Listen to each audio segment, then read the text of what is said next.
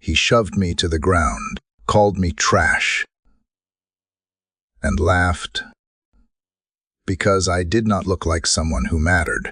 But moments later, Secret Service agents surrounded me, addressed me as director, and escorted me inside, leaving the whole club frozen in silence. And the man who humiliated me, he had no idea he just assaulted one of the most powerful men in the city.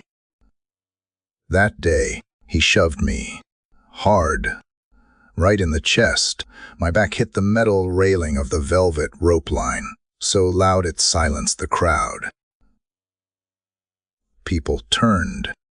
Music from inside the upscale lounge still thumped, but out here on this side of the rope, it was suddenly quiet. The bouncer's voice sliced through the night air like a rusted blade. "Get out of here, trash. You do not belong here. My name is Elijah Cole. I am 61 years old. African American. Dressed that night in a plain dark gray blazer, old brown leather shoes, and slacks that had seen too many washes. No gold watch, no shiny cufflinks. Just a man who wanted a quiet drink and maybe a small reunion with someone from the old days. But to Jake the bouncer, I was just trash. Jake was everything you would expect of a man who'd never been told no in his life. 6'4". Thick arms, neck muscles tight against a black polo stretched too far. Blonde buzzcut, steel-toed boots. Earpiece he wore like it made him the president's guard. The irony of that, I would come to enjoy later. His jaw clenched as if containing some deep rage, or maybe fear of losing control, of being wrong. But right now, he was not afraid. He was confident, because to him, I was nothing. "You heard me, old man." He sneered, stepping forward. Dress code. Private event. You ain't on the list. I did not flinch. I simply looked him in the eye and asked, "And what list would that be?" "The one where dignity is a requirement." Wrong move. Chorus of laughter erupted behind him from a few other guests. Mostly young, rich, pale faces in designer wear sipping cocktails like they held the world as secrets. I saw a woman in a silk champagne dress stifle a laugh behind a manicured hand. Her date, a man in a navy suit with a Rolex the size of a saucer, smirked and turned away. Jake stepped forward again. "You think you are clever, huh? Look, I do not know who you think you are, but people like you do not walk into a place like this.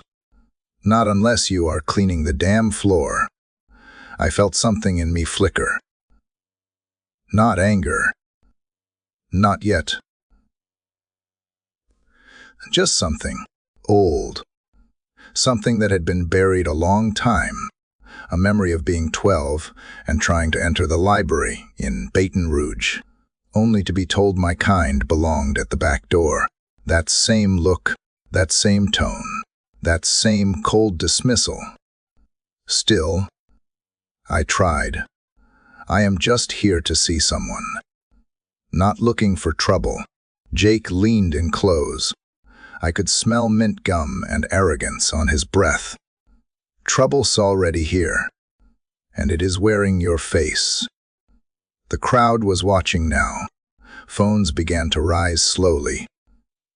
Like it was a show they were not sure they should film, but no one moved. No one spoke up. No one said, "Hey, maybe let the man speak." Not even the club staff, who watched from inside through frosted glass and mirrored panels, hiding behind shiny countertops and the comfort of their silence. And then, as if the universe wanted to test the last thread of my patience, he poked me in the chest. Just once. but hard. "You got 5 seconds before I call the cops," he said. I looked at him, not with anger, with something worse, pity, because I already knew what was coming. I did not raise my voice. Didn't he throw a punch? Didn't he threaten? I simply took a slow breath, pulled my phone from my coat pocket, and sent a message. 3 words. "I am at zenith." Then I looked up. "I need 5 seconds," I said softly. "You will." The smirk on Jake's face twisted. He was confused, but not for long. Down the street, the subtle rumble of 3 black SUVs began to fill the air. They came smooth and fast, turning the corner without hesitation. The kind of vehicles that moved like shadows but carried lightning. The kind of convoy you see only when someone important is about to arrive or depart. Jake turned his head. A wrinkle appeared between his brows. The SUVs stopped. Their matte paint gleamed under the city lights. The engines went silent. For a heartbeat. Nothing moved. Then the doors opened. Out stepped 4 figures in tailored black suits. Earpieces. Stern faces. And most importantly, badges. Real ones, not mall cop plastic, not the fake bravado of nightclub muscle. These were professionals. Federal. Trained. Deadly. If needed, Jake stepped back. What the tallest agent, a woman with sharp gray eyes and short brown hair tucked neatly behind her ear, walked directly toward me. She did not look at the crowd. She did not blink. She did not question. She stood in front of me and said loud enough for the entire block to hear. "Director Cole, sir, are you all right?" A pin could be dropped and we would be all heard it.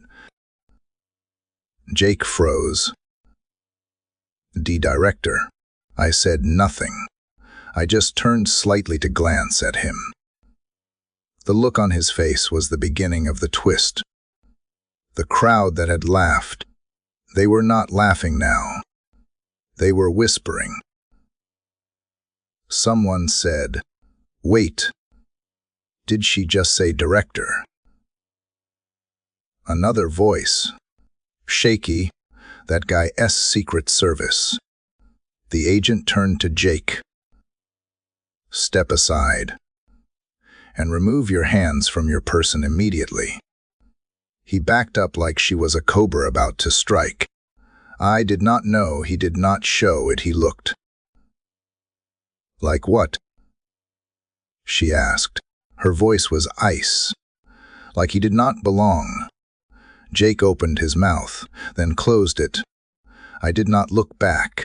I walked forward, slow, steady. The agents formed a diamond around me. A practiced maneuver they would done 100 times. But tonight, it was not about protection. It was a message, a very loud, very visual message. One of the agents leaned in and whispered, "Madam wanted us here 10 minutes ago. We were delayed. It is all right." I replied, my voice low. I was right on time.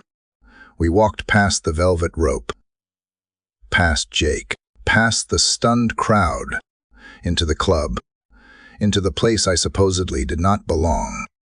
As we entered, the silence followed us like a ghost. The music never came back. The champagne froze mid-pour. The man in the navy suit dropped his glass. And outside, Jake stood frozen alone, shivering under the weight of realization. He had thrown out the wrong man. And now, the world was about to find out exactly who I was. My name is Elijah Cole. Most people never heard it before tonight, and I liked it that way. I never wanted a headline, never wanted a statue, never wanted power for the sake of power. What I wanted after 3 decades of service was silence, a quiet life, a place where I did not have to prove my worth every time I stepped outside. But the world does not let a man like me stay hidden for long. I was born in Montgomery, Alabama, 1963. Same year Medgar Evers was assassinated.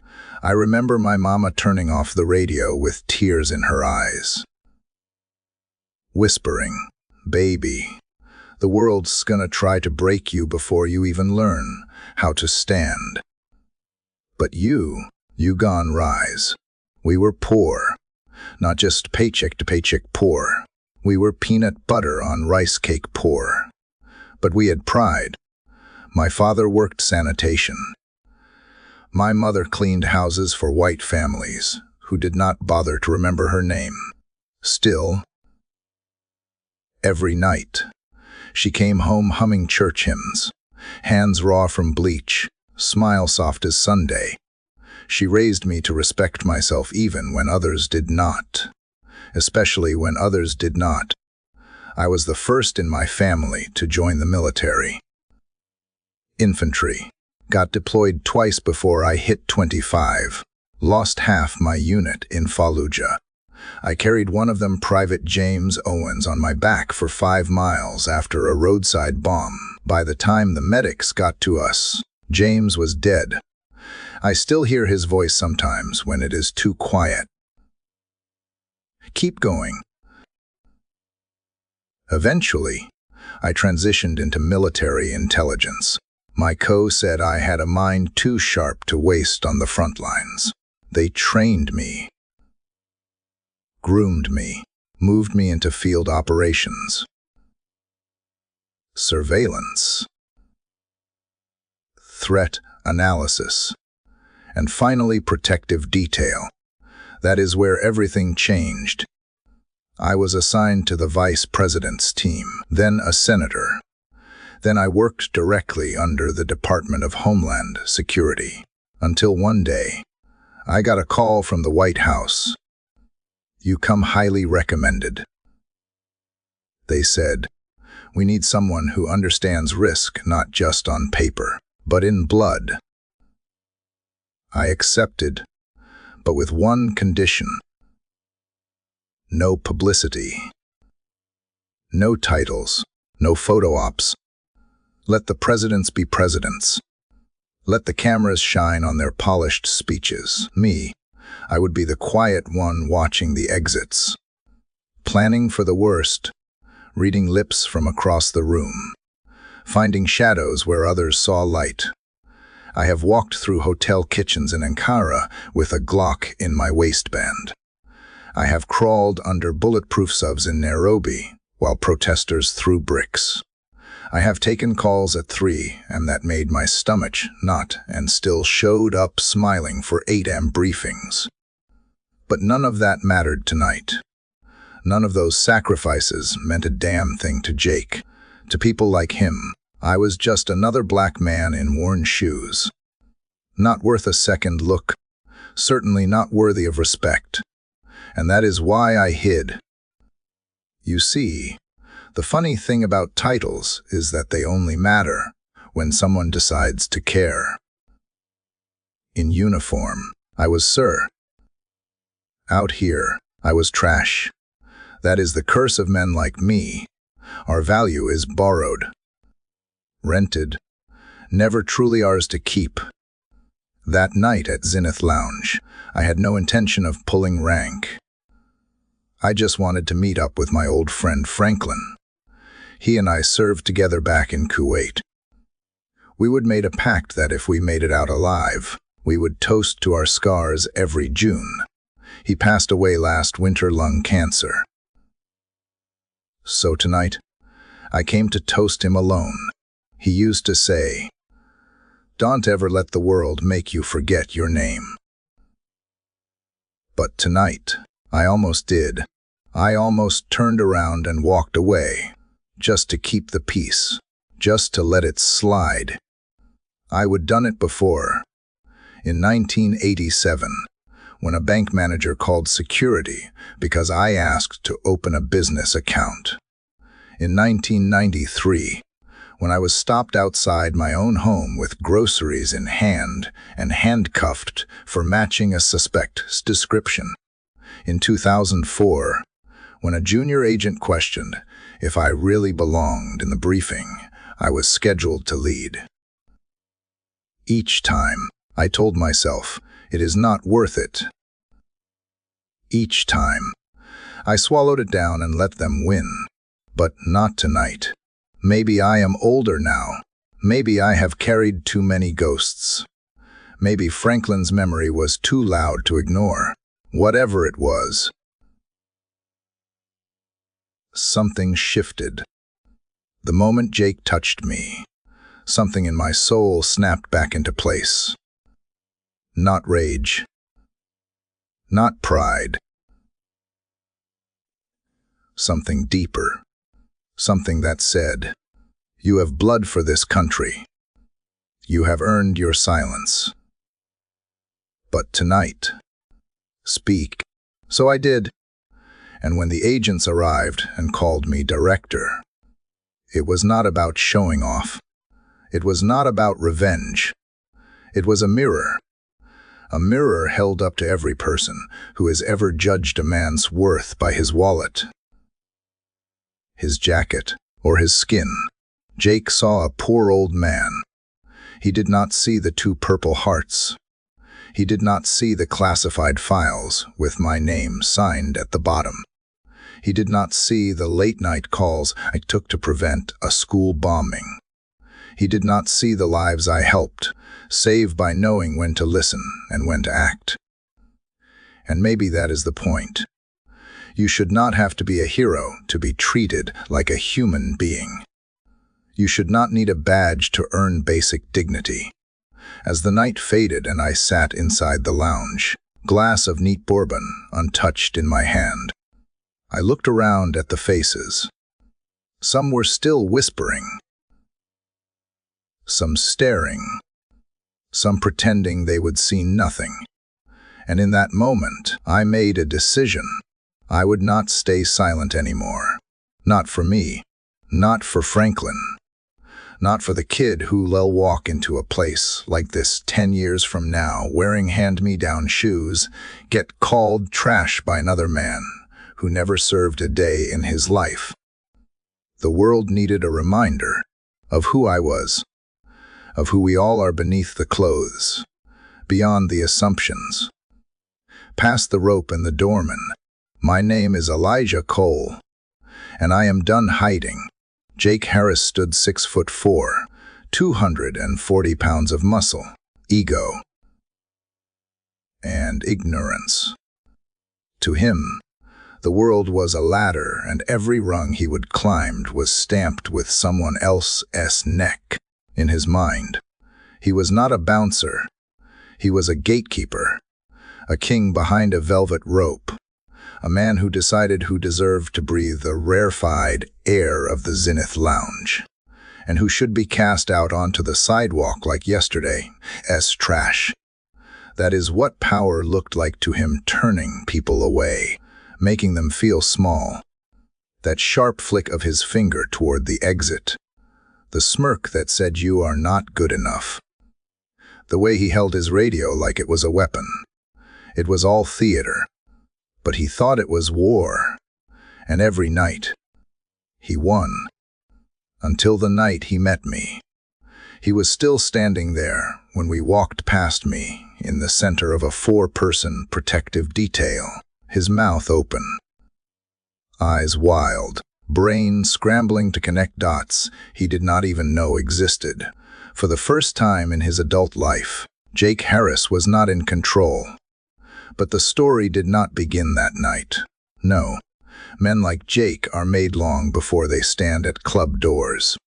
They are built in locker rooms, at kitchen tables, on porches where uncles speak with poison in their teeth. Jake grew up in Scranton, Pennsylvania, son of a laid-off coal miner and a waitress who worked double shifts. He was not rich, was T-connected. But he had something his neighbors praised: brawn and bitterness. He was taught that success was about dominance, not decency, that the world owed him something, and anyone who looked or sounded different was competition, to be crushed. He did not go to college, didn't want to. He lifted weights, joined a gym, got a job at a downtown bar roughing up drunks and flexing for tips. When the Zenith opened and needed security, he applied without a resume, just showed up in a black polo and said, "You want someone who knows how to keep order? That is me." They hired him on the spot. And just like that, Jake found his purpose. Control. He learned to memorize names on the VIP list, but more importantly, who was not on it. He could spot a discount suit from 20 feet away. He made judgments in half seconds. Black guy in old shoes. Denied. Young woman in a tight red dress. Admitted with a wink. Homeless veteran asking for water.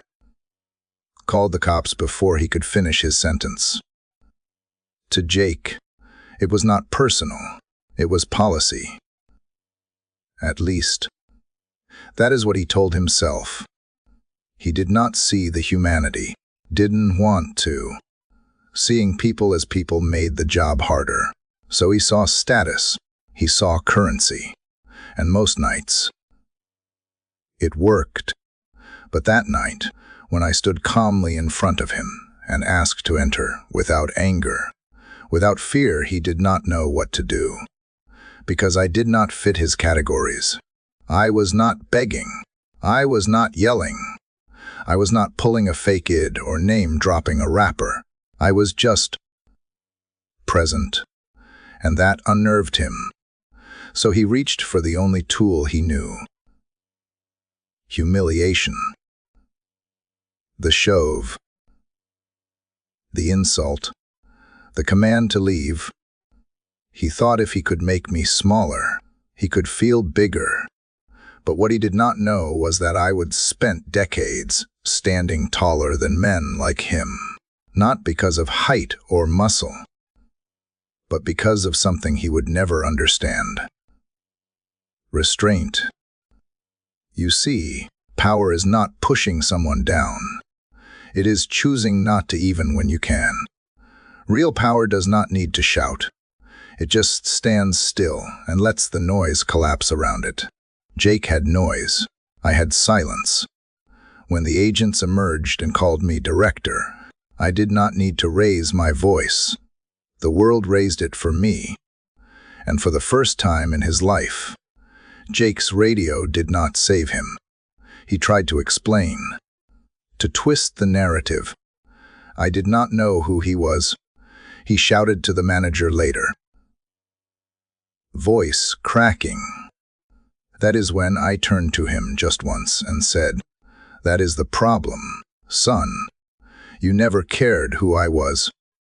Only what I looked like." He did not answer. Because there was no answer. What happened next was not theatrical. It was legal. One of the agents filed a formal complaint. The footage, oh yes, there was footage made its way to local news.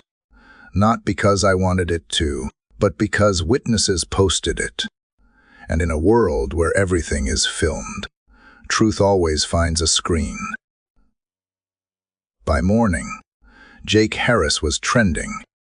Bouncer mistreats black government official.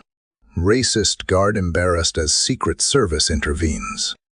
He tried to go online and defend himself, posting that I was not wearing a badge and looked like a homeless guy. That only made it worse. Comments flooded in. So a man has to wear a suit to be treated like a human. Jake, you are exactly why people march. Hope your ego can get unemployment. The club suspended him pending investigation. I did not smile. I did not gloat. That is not why I let the world see. I did it because Jake was not unique. He was a mirror, a reflection of a culture that says power belongs to the loudest, strongest, most visible men, and everyone else better shrink to survive. But the truth is, those men fall. Eventually.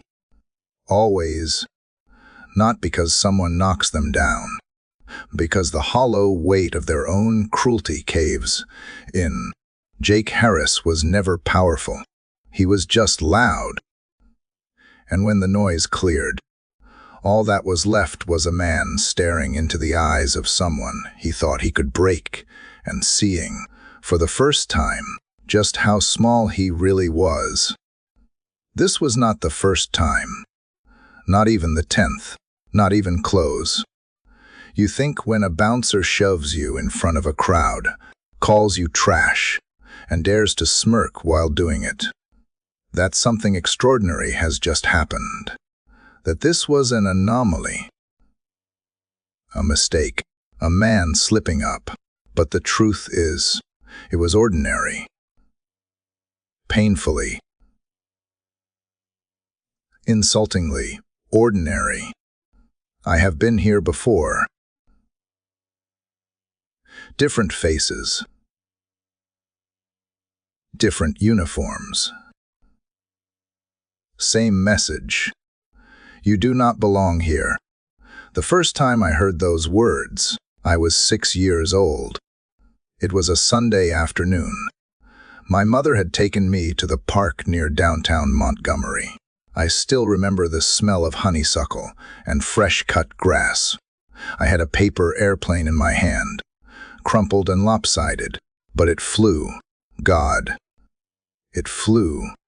I chased it through the breeze until it landed near White, a boy's picnic blanket. His mother saw me, clutched her purse, pulled him close.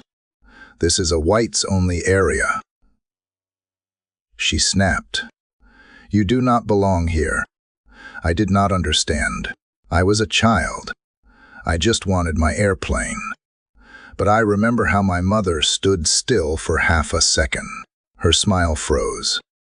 Then she picked up my hand and said softly, "Come on, baby. There is better grass anyway." That was the beginning. Years later, it was a department store security guard trailing me like a shadow while I browsed for socks. Then it was the bus driver who forgot my stop 3 days in a row. Then a teacher who docked my grade for speaking too confidently during debate club. And each time, I told myself it was fine, that it would pass, until it did not. In 1987, I walked into a bank in Washington, D.C. Wearing the best suit, could afford a dark navy wool blend I would bought secondhand and had tailored to hide the fraying seams. I was there to open a business account. I had a dream then. Wanted to start a private security consulting firm. I had the experience, the contacts, the plan. The woman behind the counter glanced at me once and said, "We do not offer that type of account here." I showed her my paperwork.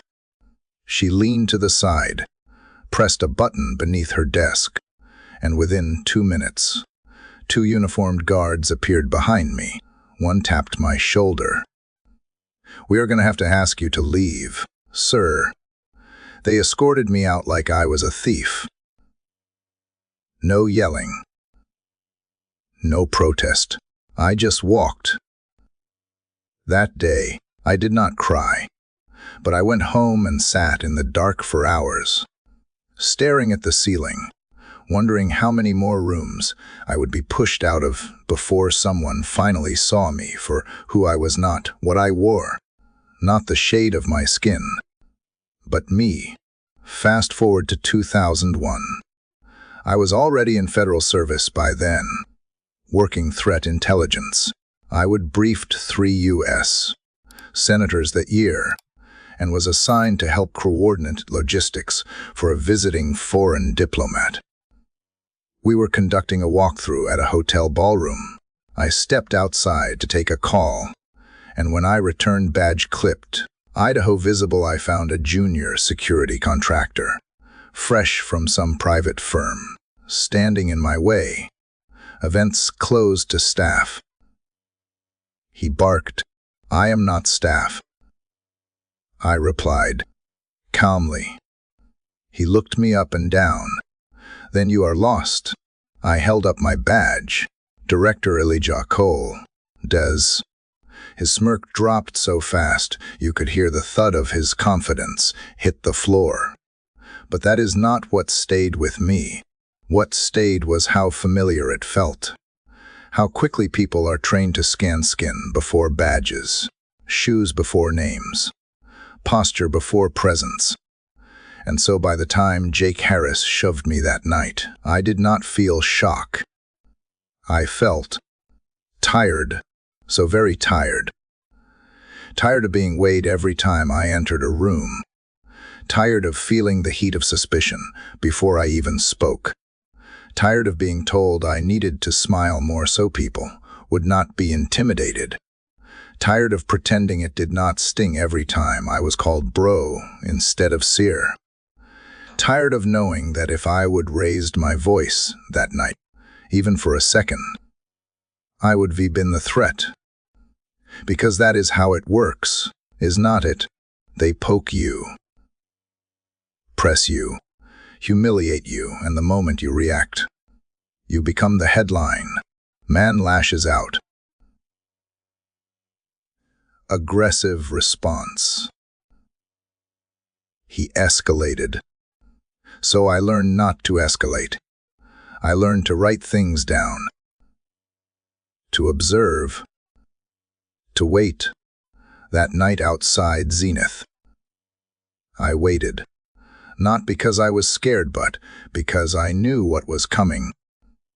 I would already lived it, but this time, the world would live it with me. This time, I was not going to be escorted out in silence. This time, someone else would have to answer, because I did not come to that club for power. I came for peace, to honor a friend, to breathe in a night that was not meant to be laced with insults. But the world does not allow men like me to breathe without proving we deserve to. And even now, after everything I have done, everywhere I have been, all the lives I have helped save, there are still people like Jake who see only what they want to see. That is why this story matters, because it is not just mine. It belongs to every black man turned away from a job interview for being too intense. Every woman judged by her hair before her resume. Every child who raises their hand in class and gets ignored. Injustice does not start with sirens. It starts in silence. In doorways, in waiting rooms, in bouncers with small hearts and big egos. But if you keep swallowing it, it will eat you alive. So I stopped. I stopped pretending it did not matter. I let them see me, all of me, not for validation, but for truth. Because the truth is this: I belong. I have always belonged. Even when the world told me I did not. I did not scream. I did not curse. I did not lay a hand on Jake Harris. That night, as the weight of the insults settled around me like thick fog, I chose something else, something far more dangerous than rage. I chose silence, a silence shaped like steel, the kind forged in decades of knowing when to speak and when to simply let others listen, because men like Jake thrive on reactions. They want the explosion. They want you loud, angry, wild, because that is the moment they win. That is the frame they freeze, the story they tell, the video they post. Out of control man causes scene. So I did not give him what he wanted. Instead, I gave him what he feared: calm. measured, intentional calm. I remember the precise feel of my phone in my palm, the slight tremble in my fingers, not from fear, but from restraint. I opened a secure channel and typed only 3 words. I am at zenith. That was all it took. You see, for years, I would operated from the shadows. I was not just a name in the directory. I was the one who planned for the things nobody wanted to imagine. Biological threats, insider breaches, foreign agents, domestic leaks. While the world watched the faces on press briefings, I was briefing them. And in that quiet career, I would build something far more valuable than status. Trust. Trust from agents who'd seen me work in hellish chaos and never lose my humanity. Trust from leaders who knew I would never call unless it mattered. So when that message hit the encrypted server, there was no debate. They came. And as the subs pulled up and the agents stepped out, not with guns drawn or lights flashing, but with precision, purpose, I knew the shift had begun. The crowd that once laughed now held their breath. The smirk on Jake Ake's face had vanished. But my battle was not with Jake. He was just the surface. My real rebellion was with the system. He represented the unwritten code that says, some men must show credentials, while others are simply assumed to belong. So I did what I have always done. I watched. I documented. And I let the truth do its work. After the incident, I returned home. I did not tweet. I did not post. I did not grant interviews. I sat at my kitchen table and wrote a report, not for vengeance, but for record. I compiled footage submitted anonymously by patrons, transcribed audio where Jake's voice rang out clear. You do not belong here. Cataloged the sequence of events, time-stamped. Cross-referenced. Then I sent the packet through the proper channels, not to hurt him, but to hold him accountable. Because that is what rebellion looks like when it comes from experienced, does not burn everything down. It builds structures that can be ignored. Within 72 hours, the Department of Justice received a formal complaint of discrimination and unlawful physical conduct by a private security representative. Local media picked up the story. The footage made its rounds. And the narrative was clear. A respected federal director was assaulted because of the way he looked. But the twist, I never revealed my full identity publicly. Not because I was afraid, because I wanted the world to see the act, not the rank.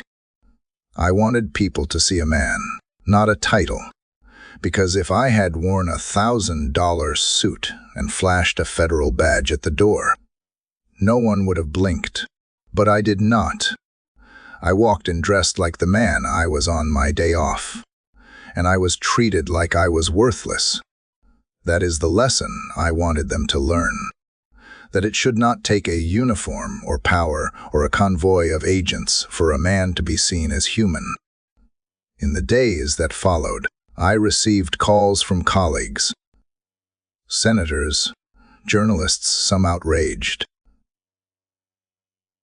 some embarrassed, some just stunned. But what struck me the most was a voicemail from a young woman named Tara. She was 24, worked as a nurse, and had watched the video online. Her message was short.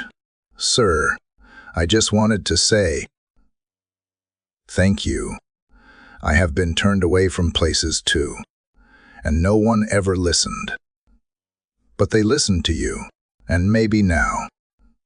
Maybe they will listen to the rest of us. I played her message 3 times. Then I saved it. That is when I realized this was not just my quiet rebellion. It was a spark, a whisper that could ripple across thousands of silenced voices. And for the first time in a long time, I felt like maybe, just maybe, I had not lived all those quiet years in the shadows for nothing. Maybe silence, when used right, can echo louder than a scream. Maybe justice does not always kick down the door. Sometimes, it just walks through it calmly, without apology, and never leaves. It was the quiet that came first. The crowd, once a collection of buzzing voices and nervous chuckles, went completely still. No one moved. No one whispered. Even the breeze seemed to pause, waiting for the moment to unfold. And in that silence, the sound of polished leather against concrete echoed louder than any shout. She walked toward me with deliberate steps, tall, poised, unreadable, black suit sharp as a blade, white shirt spotless, her blonde hair tied into a tight bun that did not dare slip out of formation.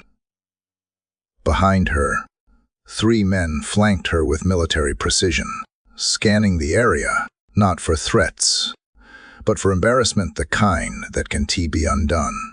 I did not speak. I did not need to. The bouncer, Jake, froze in place. His hand, still curled from where it had shoved me, slowly lowered. His face, once smug and confident, was draining of all color. The woman stopped 2 feet in front of me, nodded slightly, and said, clear as crystal, "Sir, are you hurt?" Those 5 words hit harder than any punch ever could, and not just for me, for the crowd, for Jake, for every person watching who had chosen not to act. She turned, eyes now on him. "Name?" she asked sharply. Jake. Jake Harris." Her voice did not change. "Step away from the entrance, Ma." Harris. I did not know who he was. He stammered. He was not on the list. He did not look like. "Like what?" she cut in. Her tone was neutral, but her words sliced like knives. Jake looked at me, then at her, as if hoping I would suddenly disappear or laugh, say this was all a joke.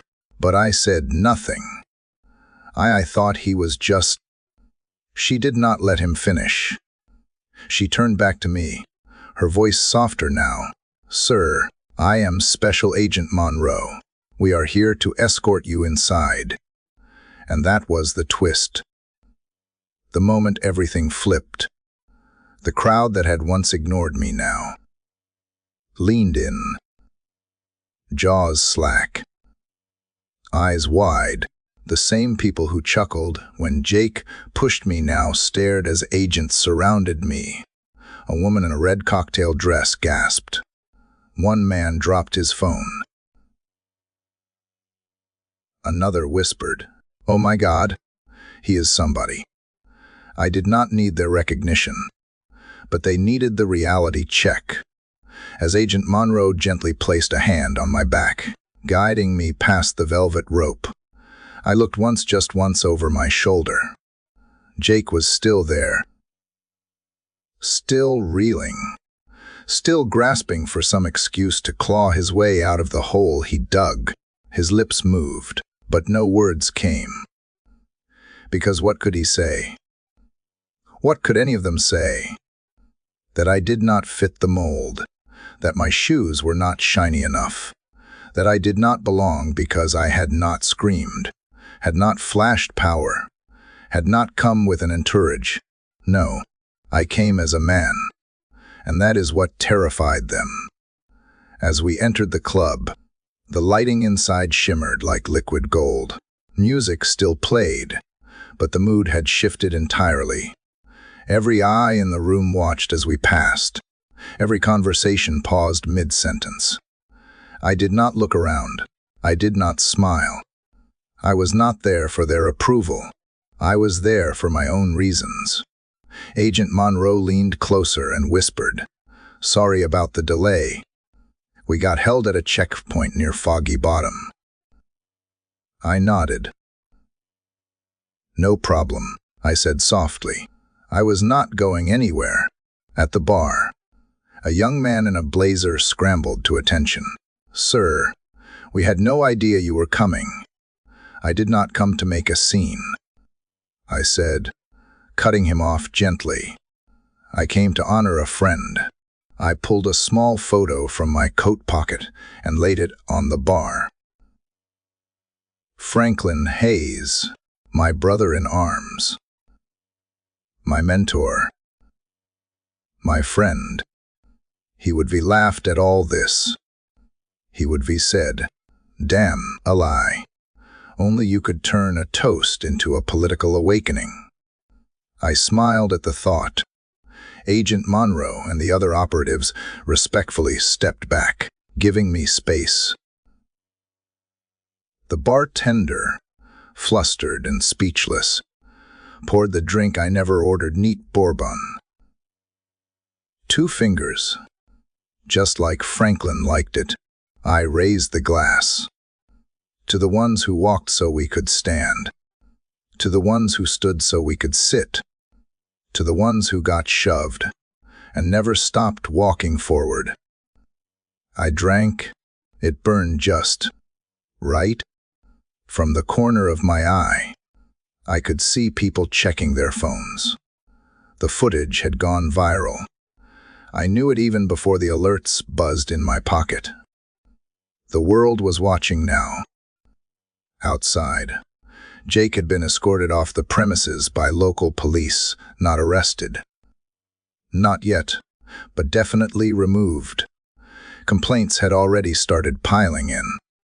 Civil rights attorneys were reaching out, news outlets circling. But I did not care about punishment. I cared about clarity. Because what happened at that velvet rope was not rare. It was routine. What made it powerful was not who I was. It was that someone finally saw it happen. Really saw it. The humiliation, the casual dismissal, the sharp edge of assumed superiority. That was the twist. Not that I was someone important, but that someone like me, dressed plainly, standing quietly, could be exactly the person they underestimated and regret it. Later that night, as I stepped back outside, Agent Monroe asked if I wanted a secure ride home. I shook my head. "No," I said. "I will walk." "Are you sure?" "Yeah. I have been walking this road a long time. One more block, 1T hurt." She smiled. Understood. As I walked alone under the street lamps, people passed me without knowing my name, my past, or my position. And for the first time in a long time, I felt something rare. I felt seen not for my title, not for my story, but for the quiet truth I carried inside me. I did not need to raise my voice to change the world. All I had to do was refuse to disappear. Jake Harris was trending. Not the way he always dreamed he might be, not as a local hero. Not as that tough guy from Zenith with connections. And certainly not for any of the muscles he flexed under the club's floodlights. No, Jake Harris was famous now for all the wrong reasons, and he knew it the second he unlocked his phone the next morning. His face flushed, contorted with false authority, was everywhere. His voice rough and barking, captured on no less than 5 angles. And that moment, the one that would follow him for the rest of his life, was frozen in frame, his outstretched arm shoving me backward, and the venom behind his words, "Get out of here. Trash." The internet did not forgive, and it never forgot. By sunrise, the footage had already been picked up by 3 major news outlets. By noon, it had crossed 1 million views on TikTok. By the end of the day, it was airing on primetime television with a panel of civil rights experts breaking it down frame by frame. Jake had become a symbol, and not the kind that gets a statue. The public called for accountability. The comments were relentless. Imagine treating a decorated federal officer like this. Now imagine how he treats everyone else. This is why people protest. Because this isn't new, it is just caught on camera now. I do not care if the guy was homeless. No one deserves to be shoved like that. The backlash hit the Zenith Lounge just as hard. A full day had not passed before a swarm of reporters stood outside its glass doors. Protesters followed soon after, holding signs that read, "Dignity has no dress code. Respect isn't reserved." The owner of the lounge, Charles Whitmore, a balding man in his 60s, who wore $1,000 suits and called everyone under 30 kids, scrambled to release a statement. "We do not condone the actions taken by one of our contractors. Zenith prides itself on inclusivity and professionalism." But it was too late, because the collapse had already begun. Jake's contract was terminated within 24 hours. But that was not enough. Civil rights groups pushed for investigation. Journalists uncovered prior complaints, whispers from patrons who they experienced similar treatment, dismissed or laughed off at the time. One woman, a black attorney named Denise Warren, came forward with her story, how Jake had once told her she looked more like a waitress than a lawyer and questioned her 3 times before allowing her into the club. A former staff member admitted he had been warned not to let the wrong types ruin the vibe. The city launched a formal inquiry, and the lounge, it shut its doors indefinitely. The sign outside now hung at an awkward tilt. The gold lettering faded under tape and scrawlings of protest. What had once been a symbol of exclusivity was now the epicenter of exposure. The rope Jake wanted so proudly had been cut and thrown on the sidewalk. I did not gloat. I did not celebrate. But I did show up once, 2 weeks later. No convoy. No agents. Just me, in that same gray blazer and worn brown shoes. I stood across the street and watched as the last employees walked out with boxes of liquor bottles and unopened meanness. Someone had spray-painted this as what Baez builds on the outer wall. No one scrubbed it off. Jake was not there. He had gone dark after being fired. Some said he tried to delete his accounts, but screenshots survived. One reporter said he was staying with family upstate. Another said he would applied for private security at a lesser-known bar. But no one would confirm. And honestly, I did not need to know, because the collapse was not about Jake alone. It was about every institution that gives people like Jake unspoken permission to act with cruelty. So long as it is done quietly, with a smile, or just outside camera range. That is what makes these moments matter. Not because one man fell, but because the curtain was pulled back and we all saw the system behind it. What rattled Jake the most was not the agents. It was not the badge. It was the look in the eyes of every bystander as they realized they had been wrong. They had watched a man be humiliated, and they had laughed, or stayed silent, or filmed it for clout.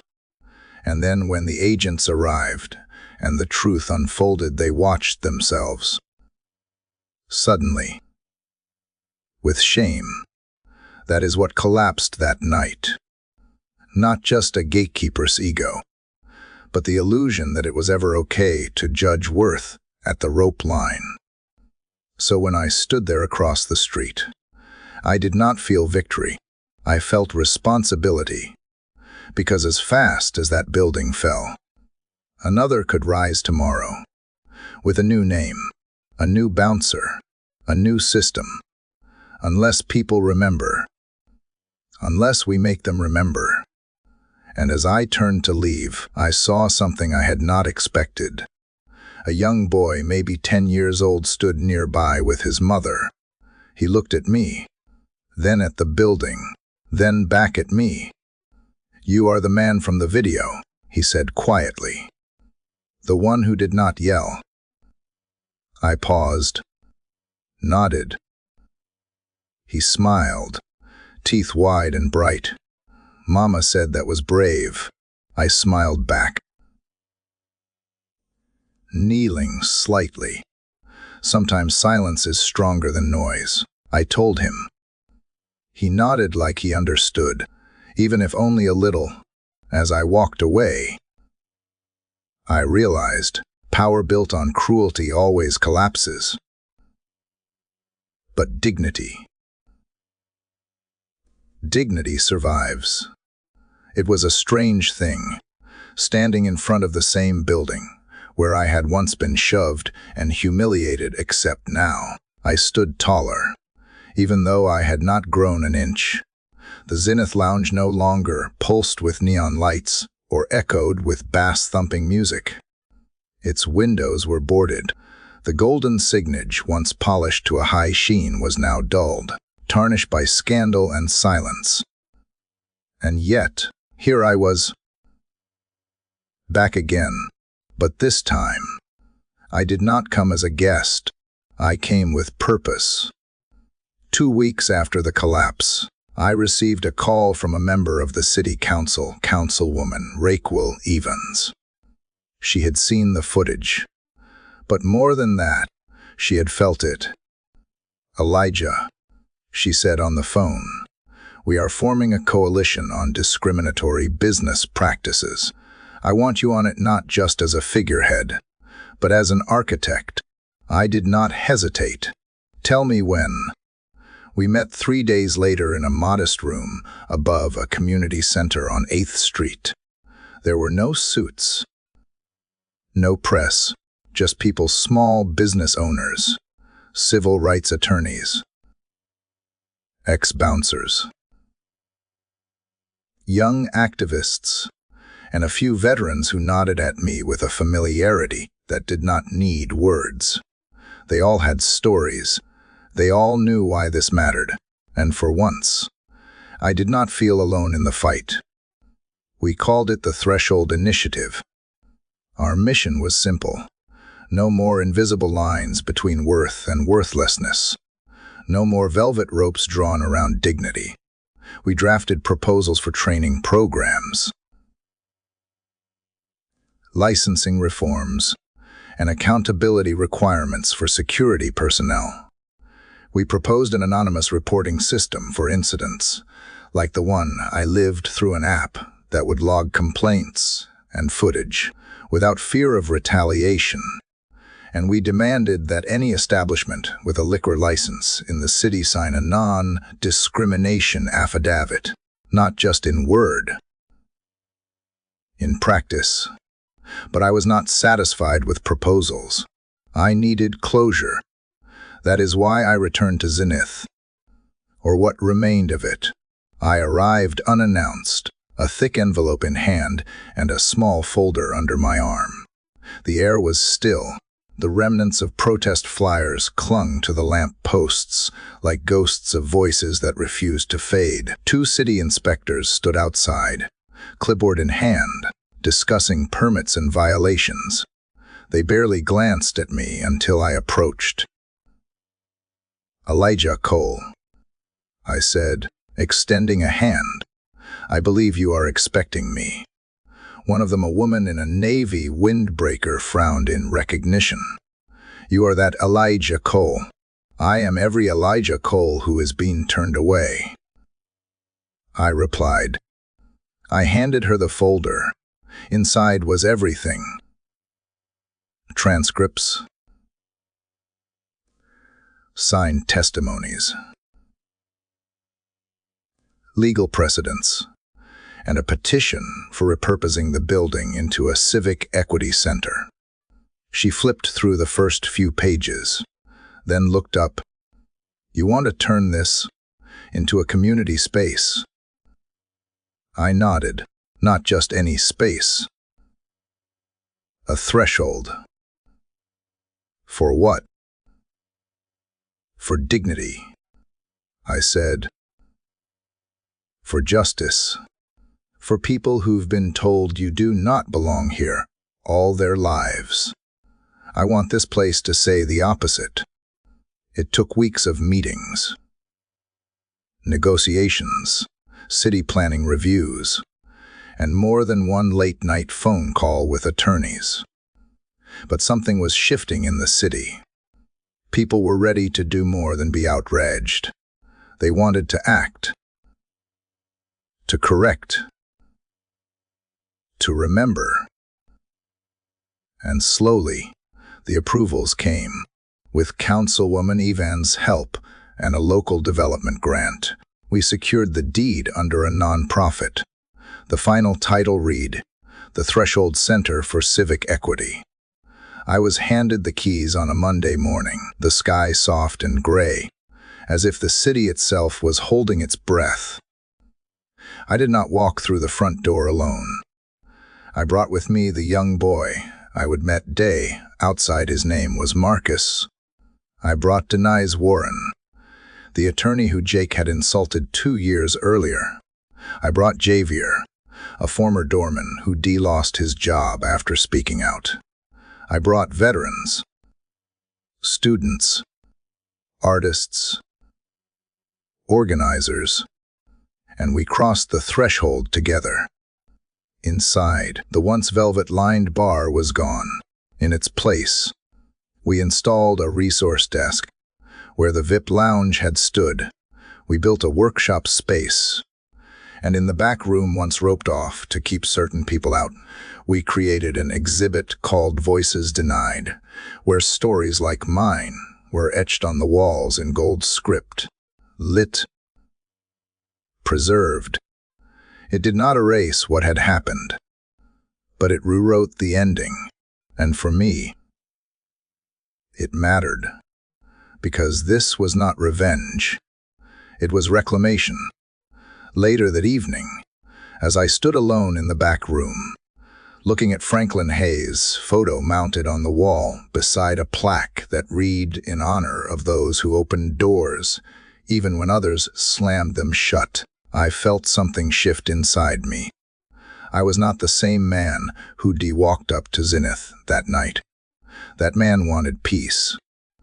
This man was building it, not just for himself, but for every person who been judged by their shoes, their skin, or the slant of their name. I did not need the club to crumble. I needed something better to rise in its place. And now, it had. The grand opening of the Threshold Center did not make national headlines. There were no camera crews, no limousines, no celebrities, just people. Just presence. Just proof. Proof that something could fall apart, and from its ruins, something far better could be born. It was a Saturday morning when the doors opened for the first time, sunlight pouring through the tall front windows that had once framed a velvet rope and smug rejection. The rope was gone now. In its place stood an open threshold with a bronze plate embedded in the floor, engraved with 8 words. Everyone belongs. No exceptions. No explanations needed. As I stood by the entrance, wearing that same gray blazer, I watched them come in, slowly. At first, cautiously, a young woman in scrubs, a father holding his son's hand, an older man in a military cap who nodded at me as if we would served in the same storm. They walked in with their shoulders tight, their eyes scanning the walls. But something changed with each step, like a weight was being lifted. Just by being allowed in, Councilwoman Evans was there. Of course, she spoke first. Her voice was not loud, but it carried the weight of generations. "This place," she said, "used to judge people by the cost of their shoes. Now it will serve people regardless of whether they own any." Applause. Not raucous, just honest. Then they asked if I wanted to say a few words. I hesitated. I would never liked speeches. I preferred the quiet work, the kind that did not need microphones or applause. But I looked around at the faces, the waiting, the hope, and I realized this was not about me. This was about us. I stepped forward, cleared my throat, and spoke. I was called trash right outside these doors. Not 20 feet from where I am standing now. I was shoved, laughed at, judged. Pause. But let me be clear, I am not unique. I am not the first, and I won't be the last. People nodded, murmured softly. This place, this center, is not an answer. It is an invitation to see each other, to respect what is not obvious, to understand that dignity is not earned by suits or titles or money. Dignity is inherent. Silence. And when pride falls, when the ego, the cruelty, the power built on exclusion finally collapses, what stands in its place is humanity. Applause. Louder now, not for me, for the truth. After the speeches, the real work began. In one room, free legal clinics were being offered to tenants facing eviction. In another, young job seekers were building resumes and practicing interviews with retired executives. In the back, a group of high schoolers sat in a circle, sharing stories about the first time they were made to feel less than. Some cried. All listened. Every wall held a name. Every hallway, a purpose. We did not erase the past. We framed it. One panel near the exit displayed a still from the viral video.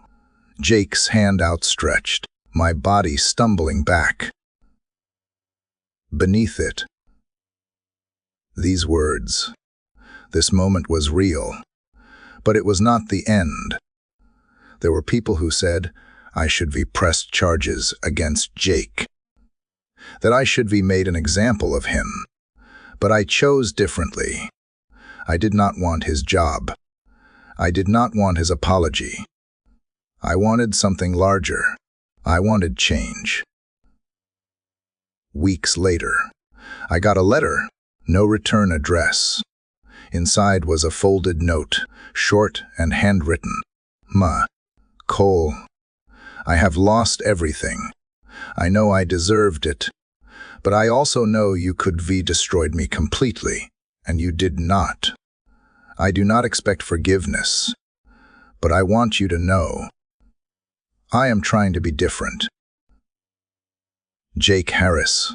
I sat with that note for a long time, not because it erased what happened, but because it showed something rare. Reflection. Redemption does not come with fanfare. It comes with humility. And Jake, for the first time, had learned what it meant to be small in the right way. I did not respond, but I hoped he meant it. Later that month, I found myself sitting on the back steps of the Threshold Center, watching the sun set behind the city skyline. It cast long shadows across the brick soft, warm, honest. A young man approached, maybe 19, nervous but smiling. He wore a tie that did not quite sit right on his collar. "You mirror, Cole?" he asked. I nodded. "I heard what you did with this place. I just wanted to say thank you. I had an interview here yesterday. It was the first time someone looked me in the eye." I stood, shook his hand. "You keep making people look you in the eye," I said. He smiled, then walked off toward the street. I watched him go, watched the sun dip lower, and for the first time in what felt like a lifetime, I felt something so rare, so whole, I barely recognized it. Peace, not the kind you find in silence, the kind you find when you have built something louder than hate, stronger than pride, and more lasting than anger. Something called humanity. It was early. Not morning early soul early. The kind of stillness only found before the sun has risen, when the city sleeps and the air carries the soft breath of memory. I stood alone at the front steps of the Threshold Center, just as I had on the night everything changed. Same shoes, same gray blazer, but I was not the same man. The door was locked behind me. It was not open hours yet. That was not why I came.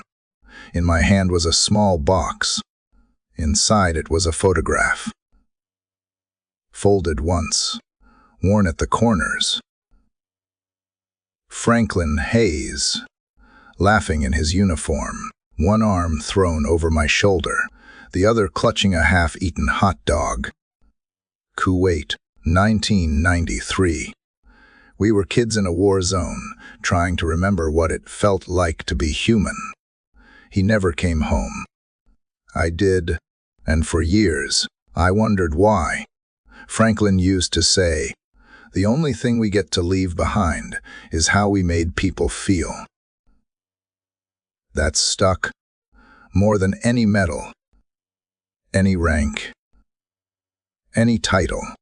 That stayed with me, especially after the night Jake Harris shoved me like I was nothing, especially after the world saw a quiet black man being treated like dirt until a badge validated his breath. And now the building behind me stood as proof that something could be planted in a graveyard of humiliation and still grow toward the light. I stepped down the stairs and crossed the street. The sidewalk where I had once been pushed now had a mural painted by local artists. It was subtle, nothing loud or flashy, just a silhouette of a man in a long coat facing the sunrise. And 3 words beneath, "We belong here." I knelt and placed the box beneath it. Inside was not just Franklin's photo. It was my badge.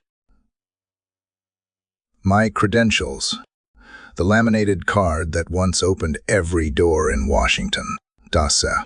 I left it there, not because I did not need it anymore, but because someone else would. Some kid, some young woman, some man in shoes too scuffed for a velvet rope. They would see it and know. Someone like them had walked this road. Someone had stood where they stood, and not only survived but transformed the path. I stood again. Slowly. My knees ached more these days. But I welcomed the reminder I was still here. Across the street, the doors of the Threshold Center opened. It was time. Inside, volunteers prepped for the day's community court sessions. A retired judge was offering free expungement consultations. Upstairs, a writing workshop had gathered around the topic the first time I was told I didn't belong. Downstairs, a group of teenagers rehearsed a play about identity and forgiveness, their laughter echoing off walls that once echoed with dismissal. I did not speak to anyone as I entered. They were busy, focused, living. That was the point.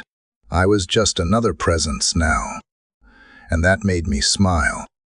Later that afternoon, as I stood by the main lobby desk, a young girl approached me. Maybe 13. Bright eyes.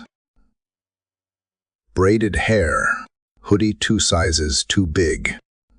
She looked up at me and said, "Are you the guy from the video?" I nodded, softly. "People were mean to you." "They were," I answered, meeting her gaze. "But then they were not," she said. Thinking hard. "Then you made them see you." I paused, then leaned down to her level. "No," I said. "I did not make them see me. I gave them the chance. They had to choose." She blinked. Did they choose right? I thought about Jake, about the owner, about the bystanders, about the city, the protests, the policies, the silence that grew into voices. Some did, I said. Some are still learning. She smiled and handed me a folded piece of paper. I wrote this for my class, but I think it belongs here more. I took it and read the first line. "My name is Ayla, and I will not shrink." I folded it gently, nodded once, and slipped it into the drawer behind the front desk, where we now kept a growing collection of letters, poems, and notes from people who had crossed the threshold and left something of themselves behind. That drawer was more sacred than any archive. Before the day ended, I went upstairs, to the small office they would given me. It was not much, just a desk, a lamp, and a bookshelf of dog-eared history. But it was mine. I sat, opened my journal, and wrote. This began with humiliation. It ends with legacy. This began with exclusion. It ends with belonging. This began with a door closed to me. Now, I hold the keys. I closed the book, stared out the window. The city moved like a quiet river beyond the glass, restless, evolving, full of stories like mine, still waiting to be told. The world had not changed overnight, but I had. And maybe, just maybe, I helped it change a little too. Because what we leave behind is not built with steel or stone. It is built with truth, with courage, with moments when we chose to stand rather than disappear, with every threshold we dared to cross and every one we opened for someone else. I stood one last time, straightened my coat, and walked out to meet the evening sun, not as director Elijah Cole, not as the man from the video, but as someone who had been told he did not belong and proved, beyond a shadow of a doubt, that he always had. They said I did not belong. They called me trash. But what they did not know was that dignity does not come from a badge, a suit, or a title. It comes from within. And when a man knows his worth, when he refuses to be silenced, even without raising his voice, the world has no choice but to listen. This story began with one moment of public humiliation, but it ended with a community transformed. A lounge built on exclusion became a center built on equity. A shove turned into a movement. And a man who once walked alone now walks with purpose, not for himself, but for the next generation who won't have to fight just to be seen. Because the final threshold is not a door. It is the decision to stand your ground calmly, clearly, powerfully, and say, I am here, I matter, and I belong. Now it is your turn. Have you ever been judged by how you looked, not who you are? Have you ever stayed quiet when you should be spoken, or stood strong when no one else did? Share your thoughts in the comments below. Your story might be what inspires someone else to stand taller. Like this video if it moved you. Subscribe for more powerful, real, emotional stories that show the human spirit cannot be broken. And do not forget to share this story, because somewhere out there, someone needs to hear it. You belong here. We all do.